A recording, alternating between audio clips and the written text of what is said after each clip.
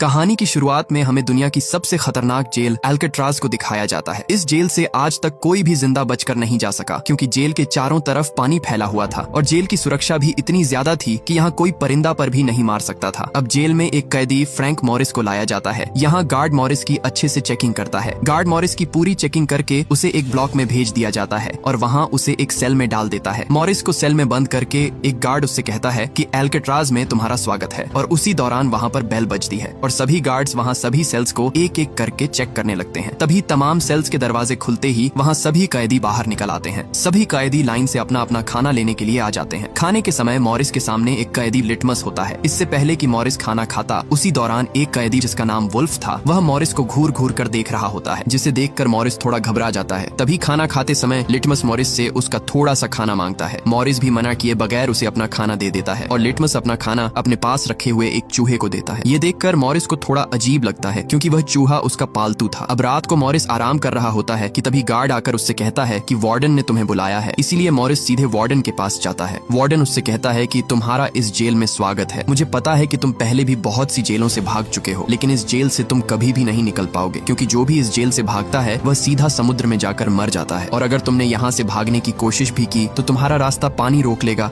और तुम डूब कर मर जाओगे। और एल्केट्राज बनाई ही इसलिए गई ताकि तुम जैसे सड़े गले अंडे एक ही टोकरी में रहें और तुमसे इस जेल में सिर्फ 2 ही लोग मिलने आ सकते हैं, वह भी महीने में एक बार। वापस जाते समय मॉरिस वार्डन का नेल कटर चुरा लेता है क्योंकि यह नेल कटर उसे यहाँ से निकलने में मदद दे सकता था। इसलिए मॉरिस अपने सेल में आकर उस नेल कटर को एक बुक में छुपा कर रख देता है। और उसी दिन मॉरिस जब नहा रहा था तभी वुल्फ उसे परेशान करने लगता है। ये देखकर उसे बहुत गुस्सा आता है और वह वुल्फ को वहीं पर बुरी तरह पीट डालता है। उसके बाद मॉरिस को एक लाइब्रेरी में भेजा जाता है जहाँ वह एक कैदी इंग्लिश के पास आता है। इंग्लिश यहाँ एक पुराना कैदी होता है जो यहाँ सभी कैदियों का सरदार होता है। उसे भी कुछ आदमियों के कत्ल में इस जेल में बंद किया गया है। मॉरिस उससे पूछता है कि तुमने यहाँ से निकलने की कोशिश क्यों नहीं की। आगे से इंग्लिश बताता है कि इस जेल से कोई भी नहीं निकल सकता क्योंकि जेल के चारों तरफ पानी फैला हुआ है। इंग्लिश उसे कुछ बुक्स देता है जिन्हें मॉरिस ने पूरी जेल में एक एक करके सभी कैदियों को देना था। मॉरिस जब प्लेग्राउंड आता है तो वहाँ उसे एक आर्टिस्ट मिलता है जो अपनी पेंटिंग बना रहा होता है। असल में यह कैदी डॉक होता है जो इस जेल में अपनी कैद काट रहा था। डॉक ने अपनी पेंटिंग पर एक फूल भी बनाया हुआ था। इसे देखकर मॉरिस पूछता है कि यह फूल क्यों बनाया हुआ है तो डॉक बताता है कि ये फूल मेरी जिंदगी है और इसलिए मैंने इसे अपनी पेंटिंग में बनाया है। डॉक उसे बताता है कि तुम बचकर रहना क्योंकि तुमने वुल्फ से पंगा लिया है, वो तुम्हें कभी भी नुकसान पहुंचा सकता है। इसके बाद मॉरिस सीधा इंग्लिश के पास आता है और कहता है कि क्या आज से पहले यहाँ से कोई कैदी भाग पाया है या नहीं। तो आगे से इंग्लिश हंसते हुए कहता है कि बहुत सारों ने कोशिश की है लेकिन सब फेल हो गए। इंग्लिश बताता है कि अगर तुम यहाँ से बाहर निकल भी गए तो तुम्हें आगे से गार्ड्स रोक लेंगे और अगर तुम गार्ड्स को चकमा देकर भाग भी गए तो आगे से पानी तुम्हारा रास्ता रोक लेगा क्योंकि अगर तुम कितने भी अच्छे तैरने वाले हो तो फिर भी तुम किनारे तक नहीं पहुंच पाओगे। आखिर में पानी तुम्हें डुबा कर मार देगा, इसलिए तुम इस जेल में ही जिंदा रह सकते हो, बाहर गए तो मारे जाओगे। लेकिन मॉरिस ने भी ठान लिया था कि वह किसी भी कीमत पर इस जेल से निकल कर रहेगा। उसी रात मॉरिस बैठा ही था कि तभी एक गार्ड आकर उसे बताता है कि कल से तुम्हें कारपेंटर का काम दिया जा रहा है और तुम्हें इसके पैसे भी मिलेंगे। हर 1 घंटे के 150 रुपए दिए जाएंगे। इसलिए मॉरिस भी चुपचाप यह डील मान जाता है। अगली सुबह मॉरिस बड़ी चालाकी से लिटमस से पूछता है कि क्या इस जेल में कोई भागने का रास्ता है तो लिटमस उसे बताता है कि हर सेल में एक एयर वेंट होता है, वहाँ से बाहर निकला जा सकता है, लेकिन एयर वेंट बहुत छोटा है। उसी दौरान वुल्फ भी अपना बदला लेने के लिए मॉरिस की तरफ बढ़ रहा होता है, लेकिन डॉक मॉरिस को बता देता है कि वुल्फ तुम्हारी तरफ आ रहा है और उसके हाथ में कुछ है। वुल्फ आते ही मॉरिस पर हमला कर देता है, लेकिन मॉरिस भी कच्चा खिलाड़ी नहीं था, वह भी वुल्फ को अच्छा खासा पीट डालता है। लेकिन इसी दौरान गार्ड उन्हें रोकने आता है तो वुल्फ उसे नीचे गिरा देता है। ये देखकर ऊपर वॉच टावर पर मौजूद एक गार्ड फौरन गोली चला देता है जिससे वहाँ सब डर जाते हैं और गार्ड्स मॉरिस और वुल्फ दोनों को डी ब्लॉक में ले जाते हैं जहाँ सबसे खतरनाक कैदियों को रखा जाता है और वहाँ सभी कैदियों को हर दिन टॉर्चर किया जाता था। और उसी रात मॉरिस को बहुत सारे टॉर्चर दिए जा रहे थे जिससे मॉरिस की हालत बहुत खराब हो जाती है। पूरे 10 दिन बाद उसे डी ब्लॉक से निकालकर अपने सेल में भेज दिया जाता है और उसी दिन उसके साथ वाले सेल में एक नया कैदी आता है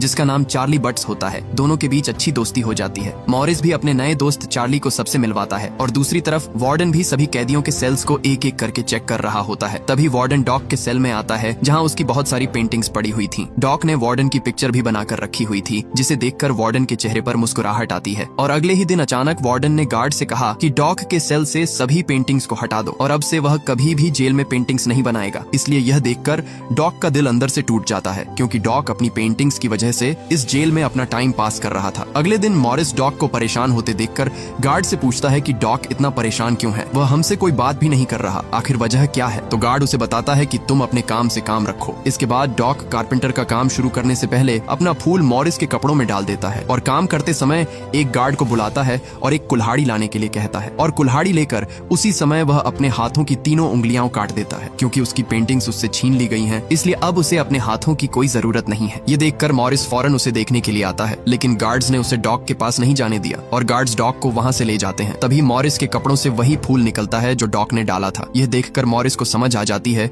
कि डॉक से उसकी खुशियां छीन ली गई हैं। इसीलिए मॉरिस डॉक की उंगलियों को एक डिब्बे में डालकर एक गार्ड को देता है और गुस्से से कहता है ये अपने वार्डन को दे दो, क्योंकि उसकी ख्वाहिश पूरी हो चुकी है। उसी दिन मॉरिस डॉक के दुख में बैठा होता है कि तभी उसे एक कॉकरोच दिखाई देता है जो एयर वेंट के अंदर जा रहा था। यह देखकर उसे यकीन हो जाता है कि यहाँ से किसी तरह बाहर निकला जा सकता है और यहीं से शुरू होती है असली कहानी। अगले दिन खाने के समय वार्डन मॉरिस को अपने पास बुलाता है और कहता है कि तुम डॉक की तरफ इतना ध्यान क्यों दे रहे हो। आगे से मॉरिस कहता है सर ऐसा तो कुछ नहीं, ये आपकी गलतफहमी है। खाना खाते समय मॉरिस को दो भाई क्लैरेंस और जॉन मिलते हैं जो इस जेल में नए थे और उन्हें भी इस जेल में 20 साल की सजा काटनी थी और ऐसा वो हरगिज नहीं चाहते थे। मॉरिस की तरह वो दोनों भी बहुत चालाक थे, इसलिए मॉरिस भी उनसे दोस्ती कर लेता है। उसी दिन मॉरिस गार्ड के न होने का फायदा उठाकर वहाँ एयर वेंट को अच्छे से चेक करने लगा, लेकिन उसी समय गार्ड आ रहा था, इसलिए मॉरिस फौरन अपनी जगह पर लेट जाता है। अगले दिन इंग्लिश की बेटी उससे मिलने आई हुई थी। इसे देखकर उसे बहुत दुख होता है, क्योंकि जब उसकी बेटी छोटी थी तब से वह जेल में है और अब उसकी बेटी बड़ी हो चुकी थी। दूसरी तरफ चार्ली भी अपनी बीवी से बात कर रहा था। यहाँ उसकी बीवी बताती है कि तुम्हारी माँ के पास टाइम बहुत कम है, क्योंकि डॉक्टर ने उन्हें जवाब दे दिया है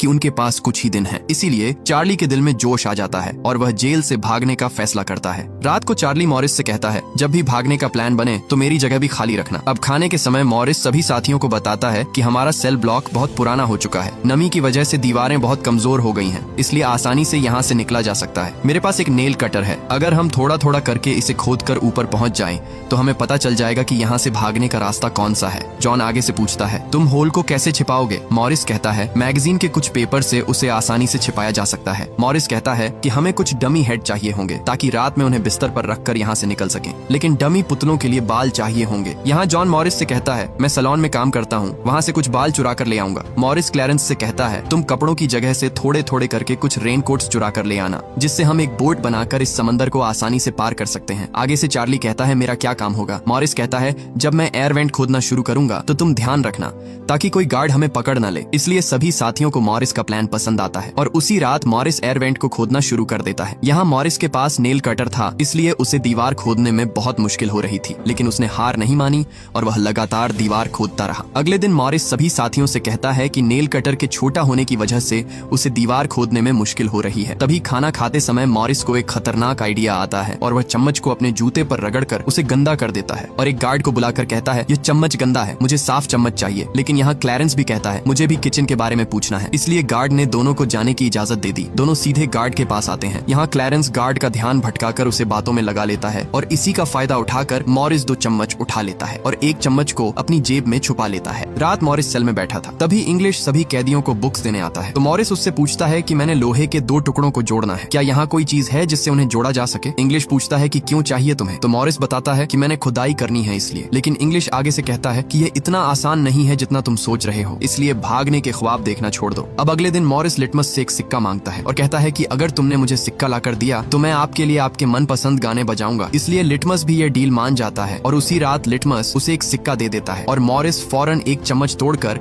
नेल कटर के एक हैंडल से दोनों को आपस में जोड़ देता है और आग जलाकर दोनों को अच्छी तरह से वेल्ड कर देता है। यहाँ उसका छोटा सा बेलचा तैयार हो जाता है और वह उस एयर वेंट को खोदना शुरू कर देता है। दूसरी तरफ चार्ली भी गार्ड के आने का ध्यान रख रहा होता है, लेकिन उसी दौरान चार्ली की आंख लग जाती है और तभी वहाँ पर एक गार्ड उनके सेल की तरफ आ रहा था। चार्ली उसके आने की आवाज सुनकर फौरन उठ जाता है और तभी चार्ली एक ग्लास से मॉरिस को इशारा करता है। ये देखकर मॉरिस फौरन एयर वेंट को छुपाकर अपने बेड पर लेट जाता है। गार्ड उसे कहता है कि तुम्हारे सेल से जलने की स्मेल आ रही है। तो मॉरिस बताता है कि क्या पता ये आपका वहम हो। गार्ड भी ज्यादा ध्यान नहीं देता और चला जाता है। गार्ड के जाते ही मॉरिस दोबारा से एयर वेंट को खोदना शुरू कर देता है, लेकिन खोदते समय उसे आगे से लगे स्क्रू दिखाई देते हैं जिसे हाथों से निकालना नामुमकिन था। मॉरिस जब भी कारपेंटर शॉप में जाता वो अपनी जेब में एयर वेंट से निकाली हुई मिट्टी भी फेंक देता और उसी दिन उसे कारपेंटर शॉप से एक छोटा सा स्टील का टुकड़ा मिल जाता है। मॉरिस चार्ली से कहता है कि यही तो मैं ढूंढ रहा था, लेकिन चार्ली कहता है कि मेटल डिटेक्टर में तो पता चल जाएगा। जब मॉरिस अंदर जाता है तो वहाँ तुरंत मेटल डिटेक्टर का अलार्म बजने लगता है। आगे से मॉरिस गार्ड को वो स्टील का टुकड़ा दिखाता है और कहता है कि मैं इस पर अपने कपड़े लटकाऊंगा, लेकिन गार्ड को उस पर शक होता है और वो टुकड़ा उससे ले लेता है और उसे उसे जाने देता है। लेकिन उस बेचारे गार्ड को क्या पता कि मॉरिस ने एक स्टील टुकड़े की जगह 2 स्टील के टुकड़े उठा लिए थे। एक टुकड़ा उसने अपने हाथ में रखा हुआ था, दूसरा अपने जूते के नीचे छुपा दिया था और उस स्टील के टुकड़े से तुरंत वो जाली को तोड़ देता है। दूसरी तरफ चार्ली भी अपने लिए पेंटिंग के लिए कुछ सामान मंगवाता है। यहाँ जॉन भी अपने सेल के एयर वेंट को खोद रहा होता है। इधर क्लैरेंस भी मैगजीन्स के पेपर से एक डमी सर बना रहा था। दूसरी तरफ मॉरिस भी पेंट मंगवाकर उस डमी सर पर पेंट करके एक डमी सर तैयार कर लेता है और उसी रात वो सर को अपने बेड पर रख देता है और एयर वेंट से बाहर निकलकर अपने बनाए हुए नकली एयर वेंट को लगाकर तुरंत पाइपलाइन को पार करके आगे बढ़ता है। दूसरी तरफ एक गार्ड आकर मॉरिस के सेल को देखता है तो वहाँ पर डमी सर पड़ा हुआ था, लेकिन गार्ड को शक नहीं होता और वो वहाँ से चला जाता है। इधर मॉरिस जैसे तैसे करके पाइप के सहारे ऊपर चढ़ जाता है। ऊपर आते ही उसे एक ग्रिल दिखाई दी जो कि पूरी तरह से बंद थी। मॉरिस कूद कर जाने की कोशिश करता है लेकिन उसकी कोशिश नाकाम हो जाती है और इसी दौरान वही गार्ड आकर चार्ली से कहता है कि मॉरिस आज काफी जल्दी सो गया। आगे से चार्ली कहता है कि आज उसकी तबीयत ठीक नहीं है और तभी गार्ड की छड़ी नीचे गिर जाती है। छड़ी को उठाते हुए गार्ड देखता है कि मॉरिस के कुछ बाल अजीब से दिख रहे हैं। इधर चार्ली के पैरों तले जमीन निकल गई क्योंकि अब उनका मिशन फेल होने वाला था। गार्ड मॉरिस के सेल के अंदर अपना हाथ उसके सर पर रखता है तो मॉरिस कहता है, क्या हुआ सर, आप अचानक मेरे सेल पर। यहाँ मॉरिस चार्ली के बताने पर फौरन अपनी जगह पर आकर लेट गया था। अगली सुबह मॉरिस अपने साथियों को बताता है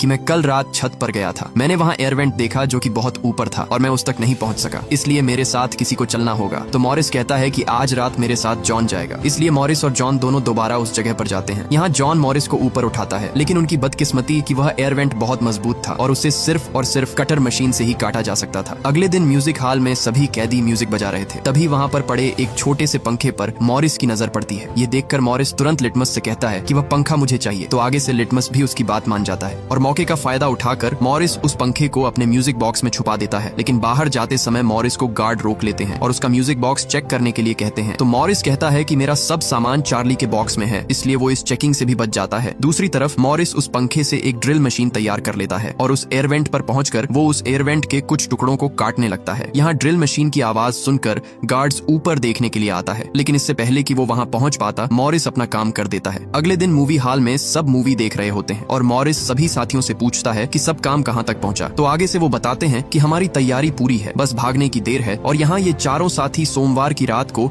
इस जेल का रुतबा मिट्टी में मिलाने वाले थे क्योंकि अब चारों साथियों ने इस जेल से भागने की पूरी तैयारी कर ली थी। अगले दिन खाने के समय मॉरिस ने डॉग की याद में उसका फूल टेबल पर रखा हुआ था और वहाँ वार्डन उसे देखकर उस फूल को वहीं पर कुचल देता है। ये देखकर लिटमस को बहुत गुस्सा आता है और वह वार्डन पर हमला करता है, लेकिन उसी समय उसे हार्ट अटैक आ जाता है और लिटमस वहीं पर मारा जाता है। ये देखकर मॉरिस और सभी साथियों को उस पर बहुत गुस्सा आता है, लेकिन वार्डन बेचारे को क्या पता कि आज रात ये सब यहाँ से भागने वाले हैं। उसी रात इंग्लिश वहाँ बुक देने के लिए आता है तो मॉरिस उससे हाथ मिलाकर गुड बाय कहता है। इंग्लिश आगे से समझ जाता है कि मॉरिस आज रात भागने वाला है, इसलिए वह गुड बाय कहकर चला जाता है। लेकिन उसी रात वार्डन अचानक मॉरिस के सेल को चेक करने के लिए आ जाता है। यहाँ मॉरिस के पैरों तले जमीन निकल जाती है क्योंकि इतने महीनों की मेहनत आज जाया होने वाली थी और गार्ड मॉरिस के सेल को पूरी तरह से हर एक कोना चेक करता है और तभी वार्डन उसके सूट बॉक्स को हटाता है जहाँ से मॉरिस ने सुरंग बनाई हुई थी। ये देखकर मॉरिस के पसीने छूट जाते हैं, लेकिन मॉरिस ने वहाँ इतनी बारीकी से काम किया हुआ था कि वार्डन को भनक तक नहीं लगी और वार्डन वहाँ से चला जाता है। जाते समय वार्डन गार्ड से कहता है कि आजकल मॉरिस की हरकत मुझे ठीक नहीं लग रही। तो आगे से गार्ड बताता है कि मॉरिस पूरी रात चार्ली से बातें करता रहता है। वार्डन उससे कहता है कि कल ही उन दोनों को अलग कर दो और दोनों के सेल चेंज कर दो। अगले दिन खाने के समय वुल्फ मॉरिस को धमकी देता है कि मैं तुम्हारे लिए एक गिफ्ट लाया हूँ और आज रात तुम्हें नहीं छोड़ूंगा। इसलिए मॉरिस जॉन से कहता है कि अपना सब सामान तैयार कर लो, आज रात निकलना होगा हमें। और उसी दिन वुल्फ चाकू से मॉरिस पर हमला करने वाला होता है कि तभी इंग्लिश वहाँ पर उसे पकड़ लेता है क्योंकि इंग्लिश भी मॉरिस के साथ ही था। यहाँ इंग्लिश यह नहीं चाहता था कि जाने से पहले मॉरिस को कुछ हो। अब रात में मॉरिस, क्लैरेंस और जॉन तीनों ऊपर छत पर जा रहे थे, लेकिन यहाँ चार्ली को अपने सेल में घबराहट होने लगती है और वह समय पर वहाँ से नहीं निकल सका। दूसरी तरफ उसके तीनों साथी ऊपर एयरवेंट पर पहुंच जाते हैं और काफी देर तक चार्ली का इंतजार करते रहे। इसलिए उन्हें लगा कि चार्ली ने अपना फैसला बदल लिया है, इसलिए वह चार्ली को छोड़कर वहाँ से ऊपर निकल जाते हैं। दूसरी तरफ गार्ड को भी शक नहीं होता क्योंकि मॉरिस ने वहाँ पर अपने बनाए हुए डमी सर रख दिए थे, लेकिन चार्ली अपने डर की वजह से अपने सेल में ही था। उसकी आंखों से आंसू बहते रहे क्योंकि उसकी आजादी उससे दूर हो रही थी। इधर जैसे तैसे करके वो तीनों बिल्डिंग के टॉप पर पहुंच जाते हैं और एक पाइपलाइन से बिल्डिंग को पार कर लेते हैं। दूसरी तरफ चार्ली का दिल जोश से भर उठता है और वो भी अपने सेल से बाहर निकलने लगता है। जैसे तैसे करके वो भी ऊपर एयरवेंट तक पहुंच जाता है, लेकिन वो एयरवेंट बहुत ऊपर थी, इसलिए वो अकेला ऊपर चढ़ नहीं सकता था और यहाँ चार्ली एक बार फिर अपनी हिम्मत हार जाता है। दूसरी तरफ किसी तरह तीनों गार्ड से बचाते हुए एक एक करके ग्रिल की दीवार को तीनों पार कर लेते हैं और खुशी से तीनों समुद्र के किनारे पहुंच जाते हैं और जल्दी से अपने अपने रेन कोट्स में हवा भरने लगते हैं और किसी तरह पूरी हवा भर भर कर वो रेनकोट्स को पानी में डालकर वहाँ से भागने में कामयाब हो जाते हैं। अगली सुबह गार्ड सभी सेल्स को एक एक करके चेक कर रहा होता है। तभी गार्ड को चार्ली एक दीवार की तरह खड़ा हुआ दिखाई देता है, क्योंकि चार्ली का दिल पूरी तरह टूट चुका था। उसके तीनों साथी उसके सामने से भाग गए, लेकिन वो अपने डर की वजह से वहीं का वहीं बैठा रहा। इसी दौरान एक गार्ड मॉरिस के सेल पर आकर उसे उठाता है, लेकिन कोई हलचल न होने पर गार्ड मॉरिस की सेल के अंदर जाकर उसे जोर से उठाता है। तभी वहाँ पर वह नकली सर नीचे गिर जाता है, जिसे देखकर गार्ड के होश उड़ जाते हैं। उसके बाद पूरी जेल में इमरजेंसी अलार्म बजने लगता है और इंग्लिश भी समझ जाता है कि मॉरिस और उसके साथी भागने में कामयाब हो चुके हैं। दूसरी तरफ वार्डन भी समंदर तक पहुंच जाता है और एक सार्जेंट से पूछता है कि तुम्हें कुछ मिला है। तो आगे से वह एक थैली दिखाता है जिसमें तीनों का कुछ सामान मिलता है, जिसे देखकर वार्डन कहता है कि वे जरूर पानी में डूबकर मर चुके होंगे। तभी वार्डन को किनारे पर वही फूल गिरा हुआ मिलता है, जिसे देखकर उसे समझ आता है कि मॉरिस उससे डॉक का बदला ले चुका है। इसी दौरान एक गार्ड आकर वार्डन से कहता है कि डायरेक्टर ने आपको बुलाया है। आगे से वार्डन कहता है कि एक न्यूज फैलाओ कि वे तीनों रात को ही डूबकर मर चुके हैं। यहाँ वार्डन अपनी नौकरी और इज्जत बचाने के लिए एक झूठी रिपोर्ट जारी कर देता है, लेकिन अंदर ही अंदर वार्डन जल रहा था, क्योंकि उसके हाथों से मॉरिस जेल तोड़कर भाग निकला और 1 साल के अंदर इस जेल एल्केट्राज को पूरी तरह बंद कर दिया जाता है। और ये मूवी यहीं पर एंड हो जाती है। अगर ये वीडियो आपको अच्छी